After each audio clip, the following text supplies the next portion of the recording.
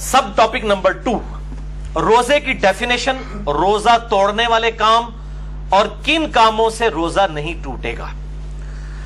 मेरे भाइयों, अस्सौम अरबी जुबान के अंदर कहते हैं रुक जाने को, किसी काम से रुकने को, और शरीयत की इस्तिलाह में तुलुए फज्र यानी खत्म सहरी, फजर का वक्त दाखिल होने से लेकर गुरूब आफ्ताब तक नफसानी ख्वाहिशात और खुसूसन खाने पीने से और बीवियों से इज़दवाजी ताल्लुक कायम करने से रुक जाना, यह कहलाता है अस्सौम, रोजा।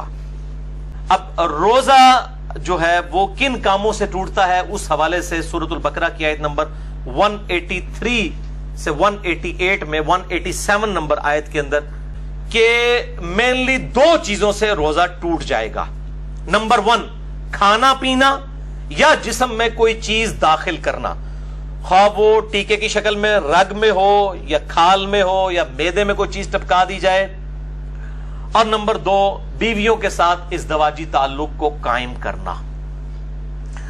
और सही बुखारी में इसको सपोर्टिव एक तालीकन रवायत मौजूद है जिसकी सही इस्नाद अल मुसन्नफ इब्न अबी शैबा में और बाकी किताबों में आपको मिल जाएंगी। बहरहाल बुखारी में इमाम बुखारी 1938 नंबर हदीस की हेडिंग में ये लेकर आए हैं। इब्न अब्बास का कौल, वो फरमाते हैं कि रोजा जिस्म में कोई शय दाखिल करने से टूटेगा, कोई शय निकालने से नहीं टूटेगा। बिल्कुल एक कैटेगोरिकल डिसीजन उन्होंने कर दिया। कोई चीज निकलेगी उससे रोजा नहीं टूटेगा। पेशाब निकला या कै किसी को आ गई, इसी तरीके से खुद ब खुद इह्तिलाम नाइट फॉल वाला मसला हो गया, उस हवाले से रोजा नहीं टूटेगा। अलबत्ता एक एक्सेप्शन है जो औरतों के मेंसेस के हवाले से है, वो रोजा उसी वक्त टूट जाएगा और उसकी कज़ा जो है वो बाद में करनी होगी। तो इस हदीस के तहत कि जिस्म में चीज दाखिल करने से रोजा टूट जाएगा, टीका हो, ड्रिप हो या ब्लड डोनेशन हो, खून किसी को देना हो, किसी ने यानी खून लगवाया अपने जिस्म के अंदर, या सिगरेट पीना हो, इन सब चीजों से रोजा टूट जाएगा। अलबत्ता एक थोड़ी सी आसानी एक्सेप्शन के तौर पर अगर दी जा सकती है तो जो दमे के दायमी मरीज हैं उनके लिए इनहेलर का जो इशू है। बाकी जो वक्ती तौर पे मरीज हैं उनके लिए तो है कि वो रोजा छोड़ दें और उसको जो है वो ना रखें, उसकी जगह फिदिया दे दें, वो इंशाल्लाह अगली दफा आएगा। जो वर्स्ट कंडीशन है या किसी को वक्ती तौर पर कोई रोजा जो है वो छोड़ना पड़ गया या तोड़ना पड़ गया तो बाद में उस एक रोजे की कज़ा कर ले। लेकिन जो ये दायमी मरीज हैं जिनको सांस का मसला है, दमे का प्रॉब्लम है और वो इनहेलर यूज करते हैं, उनके लिए एक एक्सेप्शन इज्तिहादन दी जा सकती है उस हदीस के तहत जो बुखारी और मुस्लिम दोनों में है। मिशकात में है 3724 कि आप सल्लल्लाहु अलैहि वसल्लम जब भी किसी सहाबी को कोई पोस्ट देकर गवर्नर बनाकर, खुसूसन इसमें आता है माज़ इब्न जबल और अबू मूसा अशरी को भेजा और इसके अलावा बाकी असहाब को भेजते, तो उनसे 3 बातें इरशाद फरमाते हैं। नंबर 1, लोगों के लिए आसानी पैदा करना, तंगी ना करना। नंबर 2, खुशखबरी सुनाना, नफरत ना दिलाना। नंबर 3, इत्तफाक रखना, इख्तलाफ ना करना। लेकिन ये इत्तफाक जो है वो झूठ की बुनियाद पर नहीं होना चाहिए, इल्मी दलाइल की बुनियाद के ऊपर। ये ना हो कि वो इत्तफाक के चक्कर में आप तौहीद के ऊपर भी, खत्म नबूवत के ऊपर भी कंप्रोमाइज कर लें। ये वो इत्तफाक नहीं है, वो फसाद है।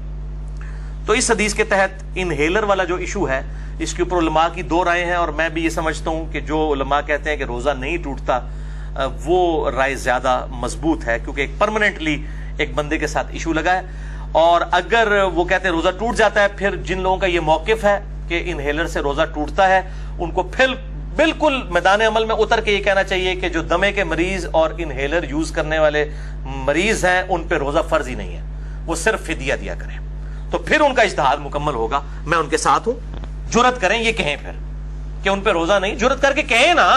जब वो इनहेलर वाला इशू है तो कभी भी रोजा नहीं रख सकता, क्योंकि उसके साथ प्रॉब्लम रहता है कंटिन्यूसली। तो यही कहें कि फिर वो रोजा ना रखे, फिदिया दे, तो बिल्कुल ये इज्तिहाद भी एंडोर्स होगा, इसके ऊपर कोई फतवा नहीं होगा अगर कोई इज्तिहाद के साथ ये मामला करता है।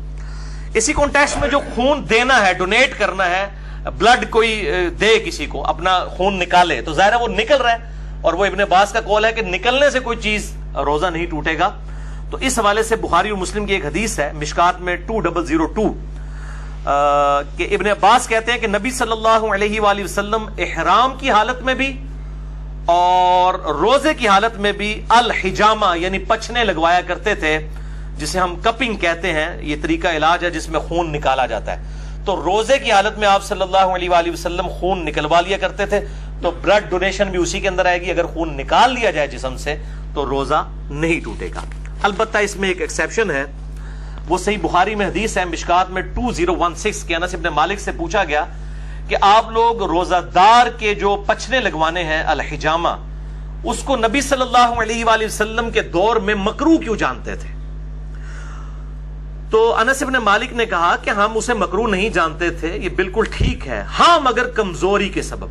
اگر کسی کو یہ خطرہ ہو کہ وہ جب بلڈ ڈونیٹ کرے گا تو اتنی کمزوری ہو جائے گی کہ بلڈ پریشر اس کا ڈراپ ہو جائے گا اور روزہ نبھا نہیں سکے گا، تو ایک حدیث میں آتا ہے کہ آپ صلی اللہ علیہ وآلہ وسلم نے بھی پچھنے لگوانے کے بعد روزہ افطار کر لیا. اگر کمزوری والا معاملہ ہو تو پھر آپ روزہ توڑ سکتے ہیں اور اس کی ایک قضا کریں گے، اس میں کوئی گناہ بھی نہیں ہوگا. ظاہر مجبوراً ہی کسی کو بلڈ ڈونیٹ کیا جاتا ہے.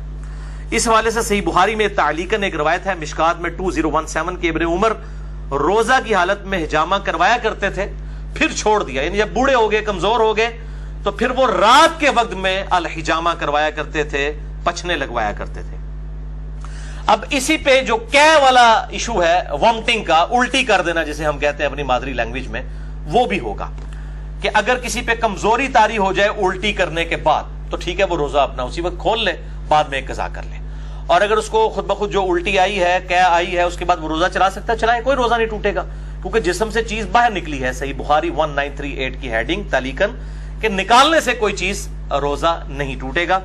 کیا کا مسئلہ جو ہے جامع ترمذی، سنن ابی داؤد اور مشکات میں 2008 ہے کہ نبی صلی اللہ علیہ وسلم کو ایک دفعہ قے آئی تو آپ نے روزہ افطار کر لیا، یعنی کھول لیا. قے آئی تو روزہ کھول لیا کمزوری کے سبب. یہ کمزوری کا لفظ میں کیوں بول رہا ہوں؟ کیونکہ صحیح بخاری میں موجود ہے تعلیقاً 1938 کی ہیڈنگ کے اوپر. حضرت ابو ہریرہ کہتے ہیں جب کوئی شخص قے کرے تو روزہ نہیں ٹوٹتا، کیونکہ اس سے تو چیز باہر آتی ہے، اندر نہیں جاتی. اور ابن عباس کا بھی قول ساتھ موجود ہے کہ روزہ ان چیزوں سے ٹوٹتا ہے جو جسم کے اندر داخل کی جاتی ہیں، نہ کہ ان چیزوں سے جو باہر نکالی جاتی ہیں. ان کی پوری اسناد مصنف ابن ابی شیبہ میں اور باقی کتابوں میں موجود ہیں، بخاری میں بھی تعلیقاً موجود ہیں. البتہ وہ حدیث جو پبلک میں مشہور ہے وہ بڑی کمزور ہے، ترمذی، ابو داؤد اور ابن ماجہ میں، مشکات میں 2007 کہ آپ صلی اللہ علیہ وآلہ وسلم نے فرمایا جو شخص خود جان بوجھ کر کیا کرے انگلی ڈال کے، اس کا روزہ ٹوٹ گیا، اب وہ اس کی قضا بھی کرے گا. اور جس کو خود بخود آ جائے، یعنی خود نہیں اس نے کی ہے، آٹومیٹکلی آ گئی ہے طبیعت کی خرابی کی وجہ سے، تو اس کا روزہ نہیں ٹوٹے گا.